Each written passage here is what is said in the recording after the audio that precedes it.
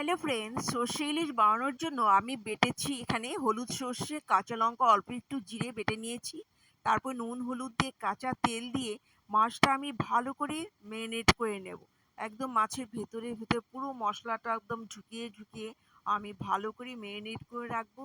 যত ভালো করে মশলাটা মাখানো হয় ততই কিন্তু খেতে ভালো লাগে। এইভাবে মশলা একদম ভেতরে ঢুকিয়ে ঢুকিয়ে একদম ম্যারিনেট করে রেখে দেবো 10 মিনিটের মতো।